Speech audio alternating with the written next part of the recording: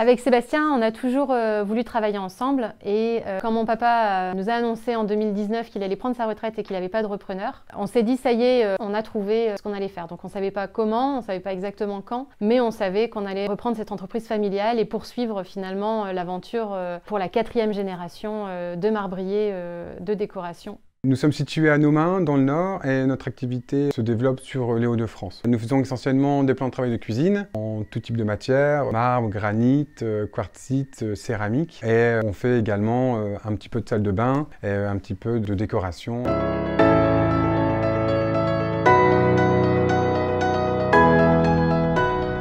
Il est vrai que nous avons rencontré quelques obstacles au début. Déjà, par où commencer, à qui s'adresser. On a eu la chance de pouvoir être accompagné dans un premier temps par Point C, qui nous a orientés vers divers organismes, mais aussi en parallèle nous accompagner sur tout l'aspect financier, le bilan, le prévisionnel, où on n'était pas vraiment à l'aise. Donc le contexte s'est très vite fait de manière très sympathique et on a été tout de suite rassurés. Un des principaux obstacles en tant que femme chef d'entreprise, je dirais que c'est la conciliation entre la vie pro et la vie perso.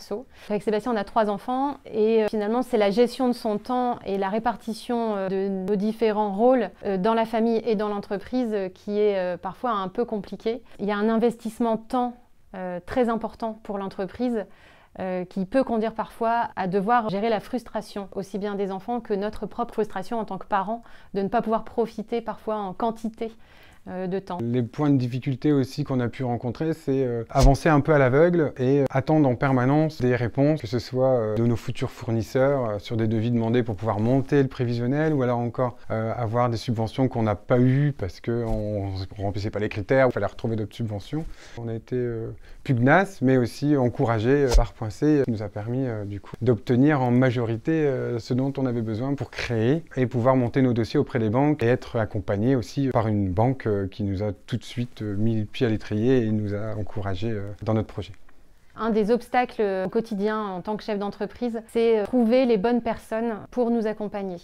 On a eu la chance dès le départ de rencontrer une personne qui est devenue notre bras droit. Mais au fur et à mesure de la croissance de l'entreprise, on doit continuer de recruter. Et finalement, c'est vraiment quelque chose qui est compliqué à trouver la bonne personne pour notre entreprise. Alors aussi bien au niveau des compétences qu'au niveau de la personnalité finalement. Le bien vivre au quotidien dans l'entreprise, il est principalement construit par les gens qui font partie de cette entreprise. Et donc cette petite équipe, on doit la protéger.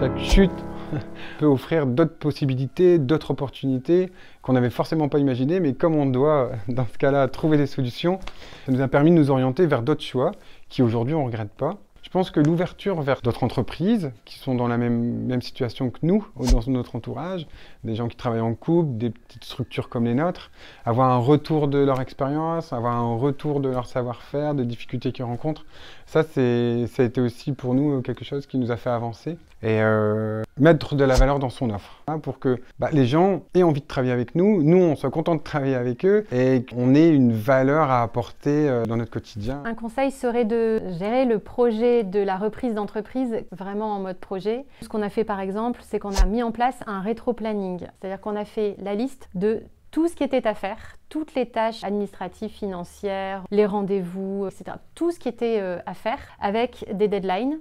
On a mis tout ça dans un grand tableau, on a mis sous forme de calendrier avec les deadlines et on l'a suivi semaine par semaine. Voilà, pour pouvoir respecter finalement notre objectif de créer pour telle date.